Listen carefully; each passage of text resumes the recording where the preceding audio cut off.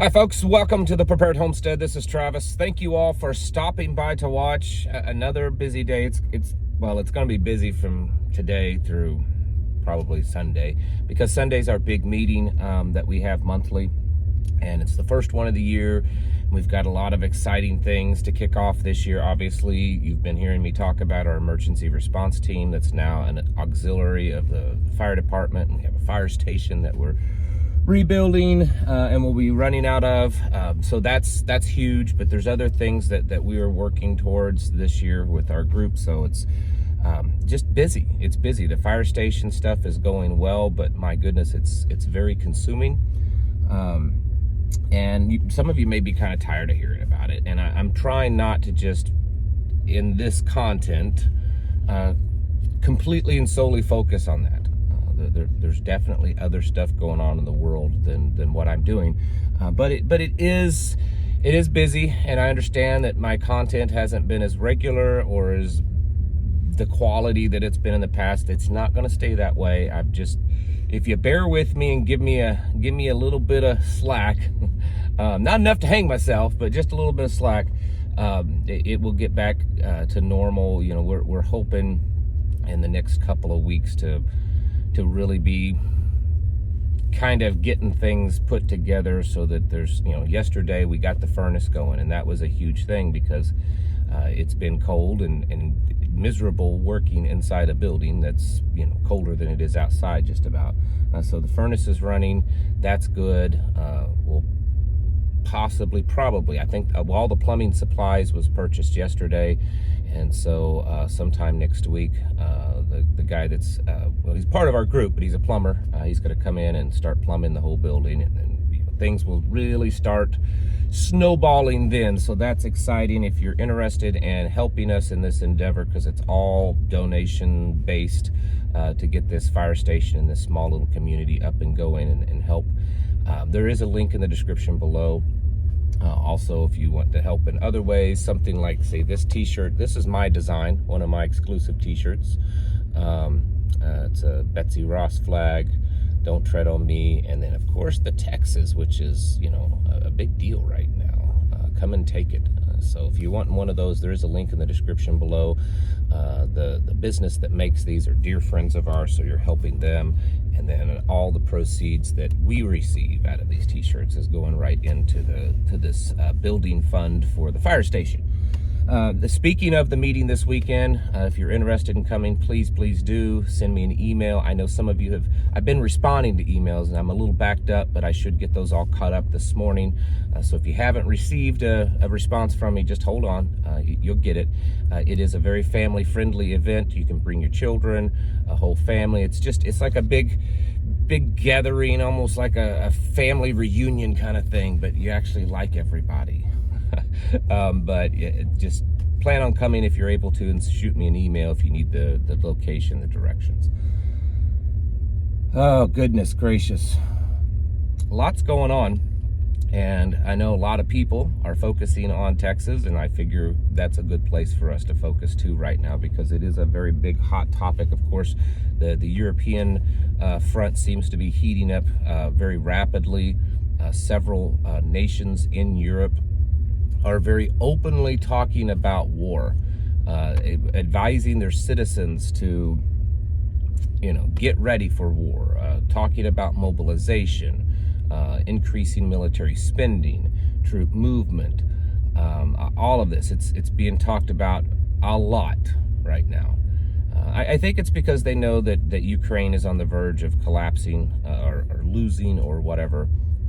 So that's happening. Of course, the Middle East is hotter than it's really ever been, or at least in a very, very long time, and things are heating up there, and it looks like we're about ready to go into a full-scale offensive against Yemen, the Houthis there in Yemen, and very possibly Iran will be involved. I mean, they are involved, but I mean more directly involved. So all that is big economy stuff. We just a couple of weeks ago we tipped over the $34 trillion in debt. Now we're at $34.1 trillion. We're going into debt as a nation on an average of $1 trillion every quarter now.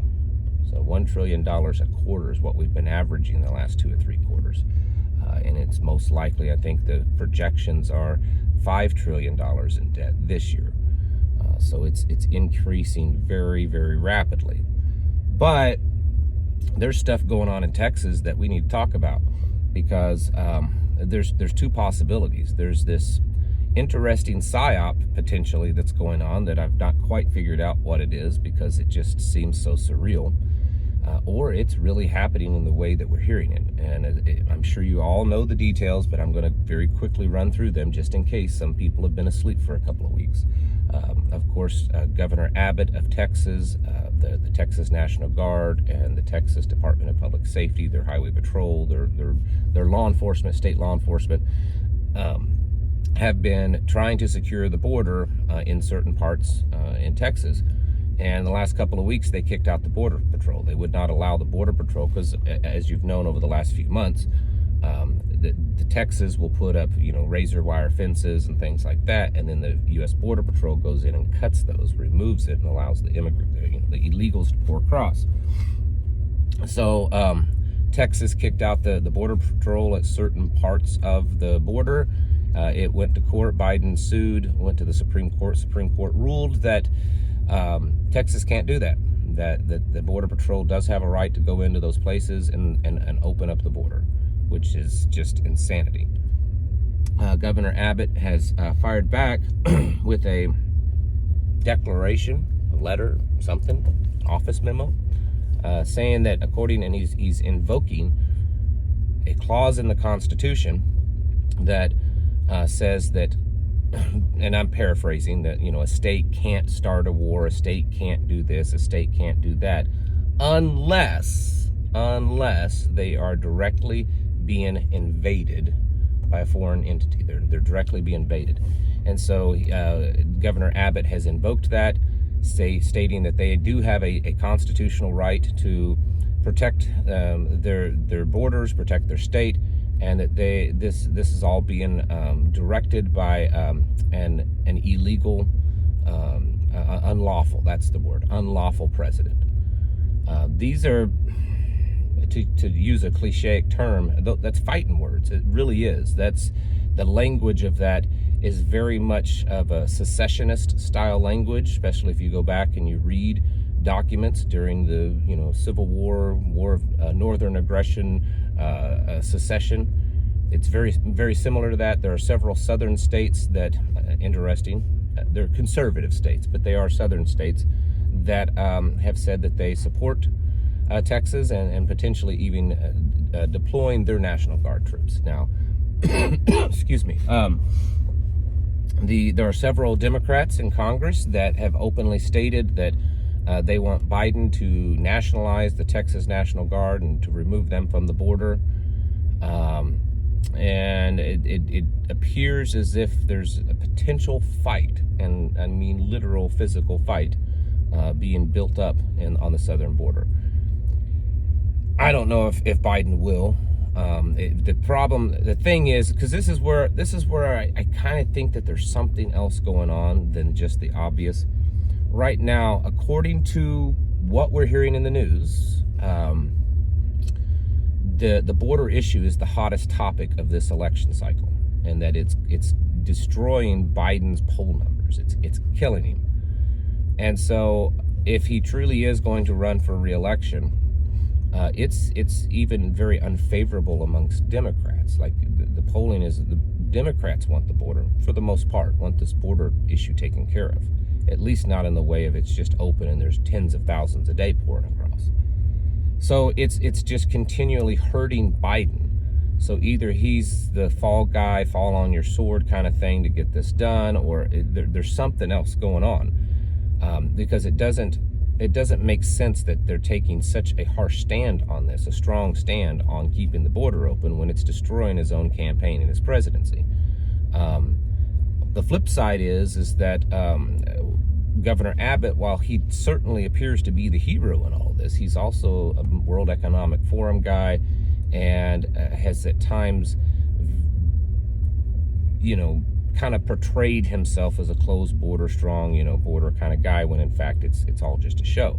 So it's hard to tell I know that there's becoming a very large movement online supporting Texas and Governor Abbott. I'm not opposed to that at all, but I kind of think that there may be some other things going on, and I'm always a little cautious when I start to see a movement happen so rapidly and people start to jump on the bandwagon so rapidly. So I'm a little cautious, but on the surface, it does appear as if a civil war / secession is on the way. You know, this year there is a Texit bill trying to go through, I think, being voted on this year in Texas, which is, you know, basically Texas seceding. And it's gotten, you know, a decent amount of coverage and support. I don't know if it's enough to get it passed and actually see Texas secede, but the more that this is happening, if what we see is for real, I mean, I'm not saying it's not for real where they kick the border agents and the, you know, Texas National Guard. I'm saying that there's some other ulterior motive, maybe. If what we're seeing is for real, then maybe Texas seceding or getting that close to it, or there's some kind of confrontation, would be real. Now that's a major thing. Civil war has been talked about. It's been talked about in the mainstream news media recently. The concerns in these morning news shows that they're talking about the concerns of some type of civil war here in the United States. And of course, there's this movie that's being talked about, I think, that's releasing in the spring, that is pushing that narrative of civil war. Things are heating up in that way. And what if we have focused on foreign war, Russia, China, nukes, EMPs, you know, economic collapse, things like that, when the thing that actually starts it off is a civil war of some sort, you know, some kind of conflict. You know, will there be that first shot fired at the border, where there's this confrontation between National Guard and Texas DPS and border agents that gets a little out of control, and then something happens, maybe even something completely unplanned. It's hard to tell at this point, but it is very concerning and maybe a little exciting and definitely interesting, to say the least. If that happens, you know, I don't know if at this point I don't know if you would call it a worst case or best case scenario, but let's play it out. Let's say there is that first shot and it does become violent, and even though it may not end up completely in a civil war, there are at least something. There's some level of violence. There's some activation. I think everything is so tense for many reasons that it would not take much for it to completely unravel, fall out of control. And yeah, you could see mobilization of militias and even state National Guards and all kinds of stuff happen. There's a lot going on. And then of course, if that happens, you know, you're going to see United Nations troops or foreign troops, and it's not that they're going to have to mobilize them and ship them over here, because they're already here. That kind of stuff is already here. They're already on the Mexican side of the border, and I'm very confident in believing and saying that there's at least some in the United States. And if that happens, would that be that trigger to activate sleeper cells, whether they're Middle Eastern sleeper cells or pro-Russian Chinese sleeper cells, or whatever? Or would it just be that, you know, bad elements in our communities all over the country take advantage of that distraction and do their own bad things? There are several scenarios that could end up things just falling out of control and spiraling, and even if it wasn't long term, in a temporary time period, could get really bad. So this is something I think that is pretty serious. The odds are probably still in favor of it calming down and some kind of solution being figured out, but it's definitely worthy of us paying attention to and preparing for, because I mean, even if you're not near Texas, something happening that big within our borders, I think it would be felt all over the country very rapidly. It's very possible you could see people panic buying, running to the banks, bank runs. The European Central Bank just yesterday said that they're wanting loan agencies and social media to start keeping track of potential bank run activity or talk online. So yes, things are heating up, and we need to be preparing for that. You should be going out. I would recommend this week, figure out what money you can spend. Go out, stock up on bottled water. If you don't have a good supply, every person in your household, man, woman, child, whatever, should have at least 3 to 4 cases, the big, at least 40-pack cases of bottled water stored away. You should probably go out and I'm speaking to the people out there that don't have a robust supplies already. Ammunition, if you can afford it, go out and buy a few hundred rounds of ammunition for either your rifle or pistol or shotgun. Some cases of soup, bags of rice, bags of beans, things like that. Just some basic staples. A bag of good mineral salt. Put that stuff away. Keep your fuel topped off. If you need tires on your vehicle, things like that most people can do in the immediate. I understand that the money issue, some can do more than others, but figure out what you can do and do that. Keep flashlights and radio batteries and stuff topped off. And I would say you should stay in a state of readiness, because over the next days or a couple of 3 weeks, this could certainly explode.